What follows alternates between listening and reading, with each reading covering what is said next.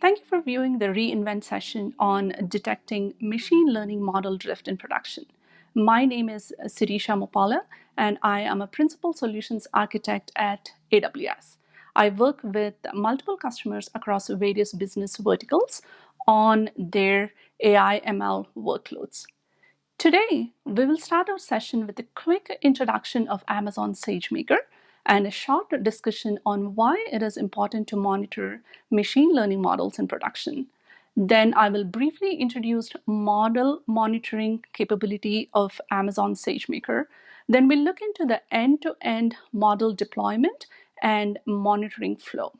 We will follow that up with a few options that you as a customer can take once a model drift has been detected. Finally, we will wrap it up with a functional notebook that will take a look at the code and the APIs behind these various steps. Amazon SageMaker is a fully managed service that removes the heavy lifting from each step of machine learning process through decoupled modules for collecting and preparing data, training and tuning a model, deploying the trained model, and finally monitoring the models deployed into production. With Deploy module, SageMaker provides the ability to host real-time inference endpoints. In this session, we will focus on monitoring the production model endpoints. Machine learning models are typically trained and evaluated using historical data, but the real-world data may not look like the training data, especially as the models age over time and the data distributions change. For example, the input data units may change from Fahrenheit to Celsius, or maybe all of a sudden your application is sending null values at your model, which impacts the model quality quite a bit. Or maybe in a real-time retail world consumer scenario, the consumer purchases preferences change over time. This gradual misalignment of the model and the real world is known as model drift or data drift, and it can have a big impact on prediction quality. Similarly, the model performance may degrade over time as well. Degraded model accuracy over time impacts business outcomes. To proactively address this problem, it is crucial to continuously monitor the model performance. This continuous monitoring allows you to identify the right time and the frequency to retrain your ML model. While retraining too frequently can be too expensive, not training often enough could result in less than optimal predictions from your machine learning model. Amazon SageMaker model monitoring capability addresses this exact need. Using Model Monitor, machine learning models are monitored and errors are detected so that you as a customer can take remedial actions. The model monitoring capability eliminates the need to build any kind of tooling to monitor models in production and detect when corrective actions need to be taken. The model monitoring capability analyzes the data collected based on built-in rules or customer-provided rules at regular frequency to determine if there are any rule violations. The built-in statistical rules can be used to analyze tabular data and detect common issues such as outliers in prediction data. Drift in data distributions can also be detected, and so can the changes in prediction accuracy based on observations from real world. With model monitoring, when these rules are violated, metrics are emitted into Amazon CloudWatch so that you can set up alarms to audit and retrain models. Data drift and accuracy drift metrics are also persisted into S3 buckets and can be visualized in SageMaker Studio. Using all of these capabilities together, an end-to-end flow for deploying and monitoring models in production looks like this. It starts with deploying the trained model and ends with taking a corrective action once drift is detected. Now, to go along with that end-to-end flow, here's the end-to-end architecture. There are quite a few different components here, so let's get to building this out step by step. The very first step here is to deploy the train model. We start with ground truth training data and run a training job on SageMaker, which generates a model artifact. A deployed SageMaker endpoint makes the trained model available for model consumers. Now, when you create that endpoint, make sure you enable data capture. Now, with this endpoint deployed, a consuming application can now start sending requests and get back predictions from your model. Since data capture was enabled in our previous step, the request and the responses are captured in the S3 location of your choice. Now that the real-time inference requests and responses are being captured, to identify if there is any kind of data drift, we need to have some baseline data. In the next step, we execute that baselining job that generates the statistics and constraints about the training data. The statistics generated includes metadata analysis of the training data. That means metrics such as sum, mean, maximum value, minimum value for numerical features, and metrics like distinct counts for string features. On the other hand, the constraints generated captures the thresholds for these stats for monitoring purposes. So the constraints can also include conditions along the lines of a particular feature should always be considered as a string, not as an integer, or a particular specific field should be a not null field. You can review these constraints generated and choose to modify or even override them based on your business domain knowledge. So now we have both the baseline details and we have captured the inference request. So we can compare the two to identify any kind of drift.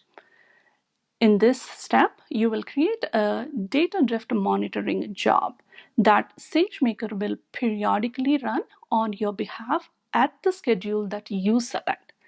The job compares the inference request against the baseline stats and the constraints. For each execution of the monitoring job, the generated results includes a violation report that is persisted once again in Amazon S3, a statistics report of the data that is collected during the run, and also summary metrics and stats that are emitted to Amazon CloudWatch. Out of the box, here are the few violations that are generated. So we have data type check as the first one. So this violation is generated if the data types of a particular feature in the inference request does not match the baseline constraint. Similarly, we have violations for completeness check, missing column check, extra columns check, and categorical values check as well. Okay, so at this point, we are able to detect data quality drift. But what happens if the quality of the model itself changes? Say, for example, the accuracy of the model decreases. Now, let's see how to use the model monitor capability to detect the accuracy drift. At the core, the process for detecting accuracy drift will look very similar to the one that we just went through for data drift. We collect the predictions made and the ground truth of the prediction and compare the two, first by merging. Now, we already have the predictions captured because we enabled a data capture for our endpoint. You next need to provide ground truth inference that the model consuming application should be providing. So what does this mean? What does a prediction ground truth mean? That would actually depend on what your model is predicting and what the business use case is. Let's say, for example, you are monitoring a movie recommendation model. A possible ground truth inference in this case is whether the user has actually watched the recommended movie or not. Or maybe they just clicked on the video, but they didn't actually complete watching it. So there should be some application logic that needs to provide this ground truth inference. With both the predictions captured and a ground truth provided by your model consuming application, SageMaker execute a merge job to merge these two data sets together. The merge job, once again, is a periodic job that is executed on your behalf. Once you have the data merged, it's time to monitor the accuracy. In this step, you create a model monitoring quality job. Excuse me, it should actually be model quality monitoring job. A job that is executed periodically at a schedule that you provide on your behalf by SageMaker. Once again, the model quality job also generates statistics, violations, and CloudWatch metrics.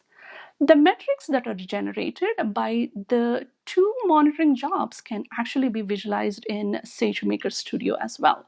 So for the model quality monitoring job, here are some of the metrics that are generated. These include accuracy, F1 values, precision, and recall. SageMaker Model Monitor supports classification and regression metrics out of the box, but you can bring your own metrics as well. You can also choose to chart a particular metric against the baseline for visualization purposes. Okay, so now at this point, we are able to detect both data quality drift and model quality drift. Now it's time to take actions on that.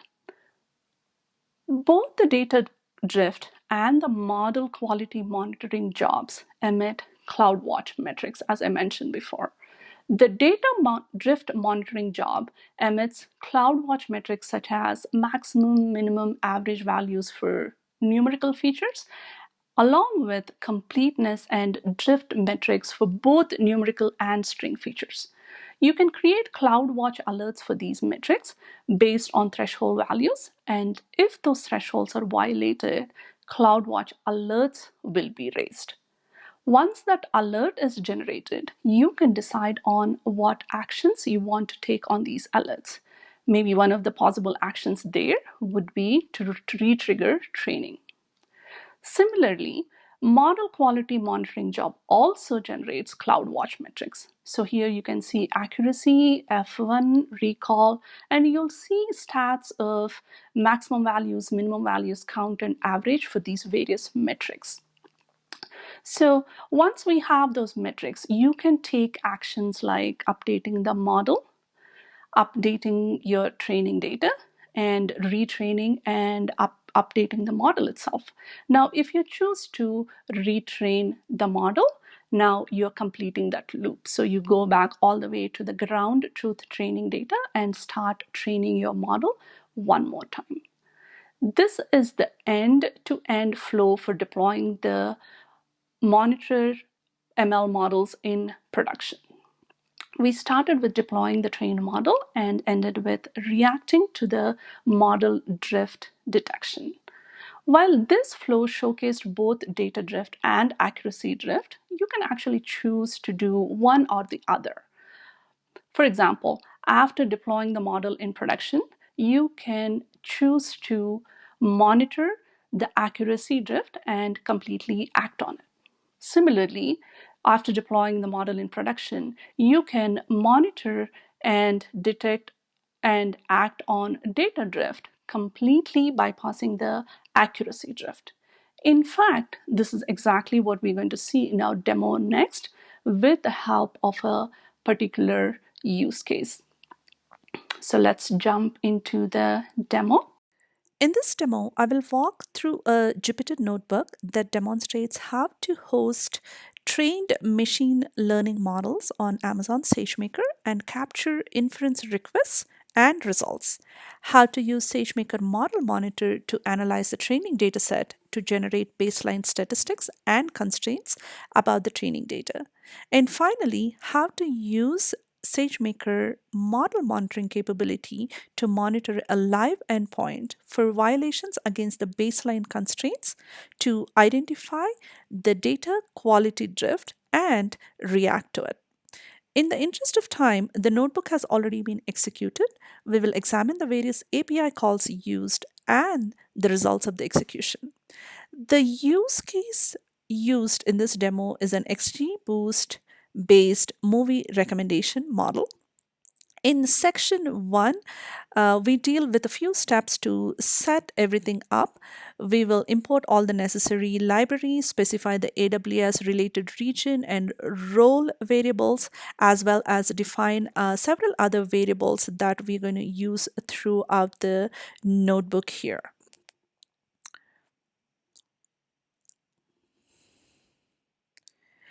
And once we have the setup activities out of the way, let's start looking at the training data itself. The movie recommendation model was trained using the movie lens data that is available at this link. In this dataset, the target variable is the rating of the movie provided by the user, and the features include user ID, item ID, movie genre, age, zip code of the user, user gender, and finally, a one hard encoded representation of the user occupation. Throughout the notebook, we will use the feature age, which is a numerical field to discuss baseline, violations, and data drift. And the same concepts will apply to other features of the dataset as well. In section 2, we will upload the pre-trained model to the S3 bucket, and then we will create a SageMaker model entity using SageMaker's create model API. At this point, we have a model entity in hand and we need to host that on an endpoint.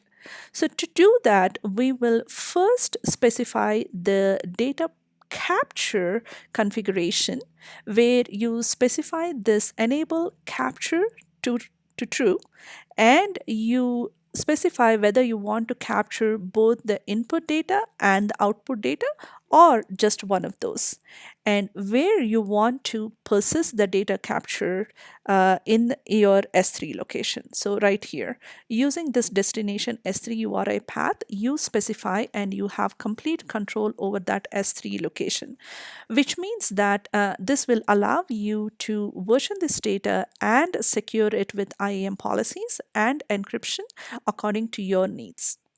So once you have the data capture configuration set up, you pass that into the endpoint configuration API from SageMaker along with the compute instance type and the compute instance count that is necessary to host the model.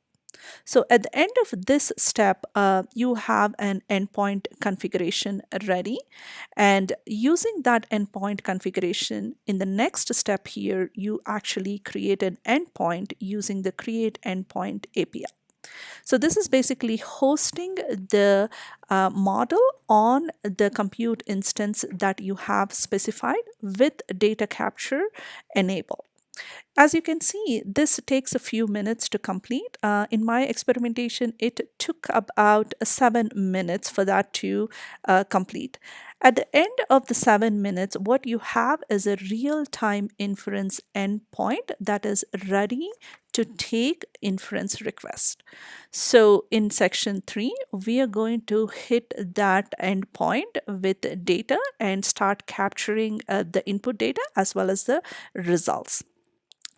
To invoke the endpoint, as you can expect, we will use the SageMaker's endpoint invoke endpoint API, which to which you point in the endpoint's name.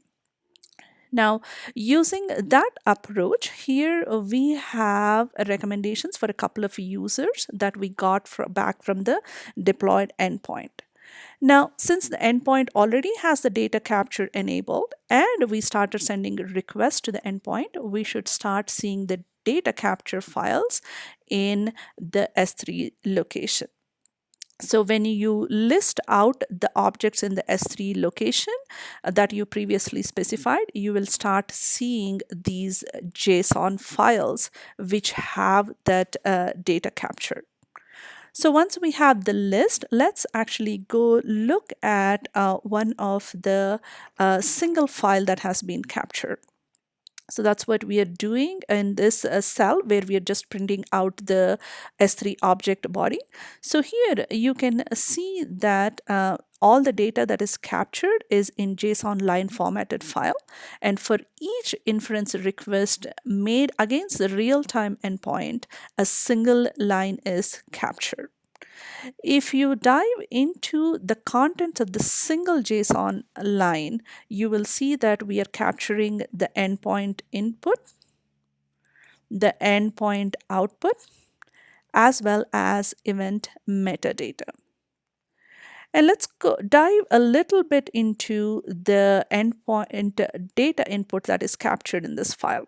So here you can see that this is the data that is coming at your endpoint. And if you observe one of the features, which is age for our specific purposes, you will see that the inference traffic sent has age as a float value, 37.0 to be exact. But when we initially examined the training data, this feature was an integer.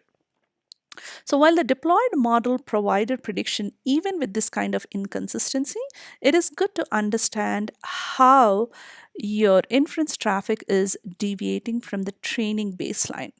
But it is tedious and error prone to perform this kind of analysis manually on each line of the data capture file.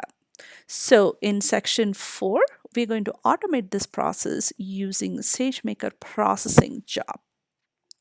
Before we kick off the processing job, we are going to specify where exactly our baseline data is and where we want our results of the processing job analysis should go into.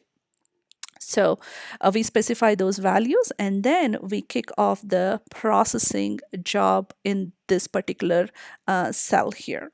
As you can see, this is also another job that takes a few minutes to complete. And in my particular case here, it took about 6 minutes.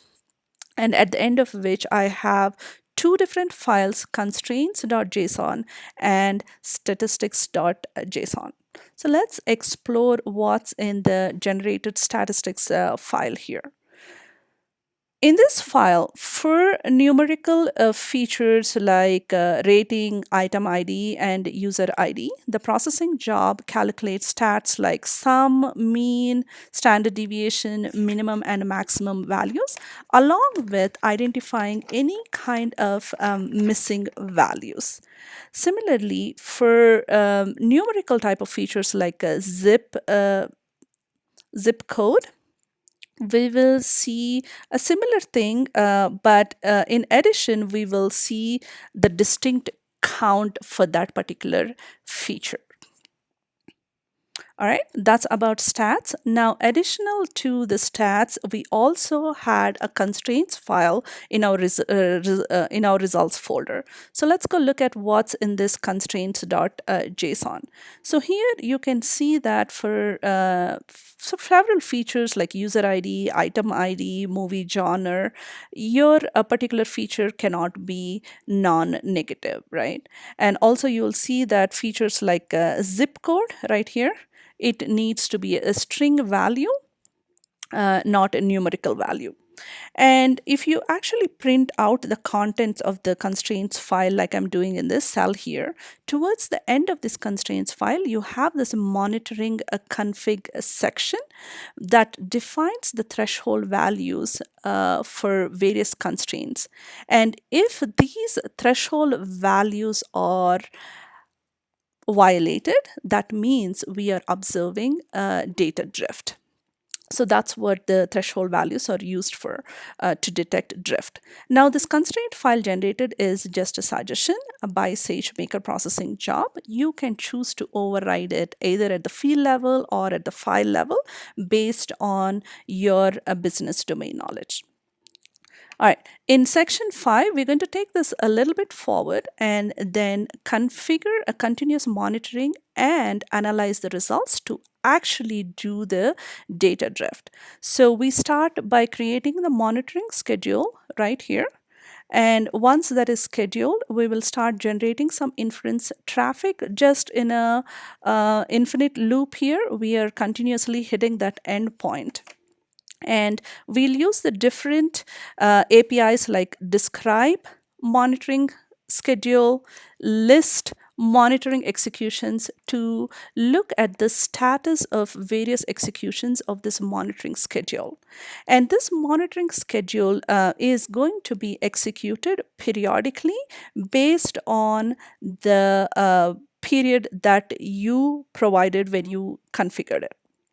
Okay, so let's look at the very first execution of the job here. So here, so when you look at the status of the very first execution, you can see that the job has been completed, but it has been completed with violations. So we can use the response from the list monitoring execution API calls to find the exact location of that violations report. So here you can see that the report URI is right here. So that means the violation report is actually stored in your S3 bucket as well. So here's another view of constraint violations.json. Now, if you look at actually what is in the constraints file, you will see several different violations here. And I'm going to focus on what's happening with the feature age here. So for feature age, I've got a data type check, which once again means that the age feature was expecting a numerical value, an integer value, but it got float value. So we got a violation at about 100% here. Now we are able to detect any kind of violations against our baseline data. In section 6, we're going to take it one step forward and use that to detect drift and re-trigger training. In section 6, we will first create an SNS topic and a CloudWatch alarm. For CloudWatch alarm, we use the SageMaker specific namespaces and SageMaker specific dimensions here. And you'll see that we also set a threshold for a drift value here, which means that if there is a violation or drift noticed for age feature, then the alarm is triggered, indicating that there is a drift. So when you execute this code, you should see a CloudWatch alarm generated in your console right here. In the initial stages, it will be in the insufficient data stage, and in a few minutes, it will change into the alert stage or the alarm stage. When that alert is triggered, a message gets published in the SNS notification topic, which triggers a Lambda function which will actually re-trigger the retraining of the model. So in the SageMaker console, you should see a new training job kicked off, and either this will be in progress or completed depending on when you check on the status of the job. So that brings us to the end of the data quality drift detection demo. If you're experimenting with this notebook in your AWS account, we recommend that you delete all the resources using SageMaker APIs that are mentioned in this optional section right here so that you can avoid any unnecessary costs. The code for the demo you saw is available in the GitHub at this particular location.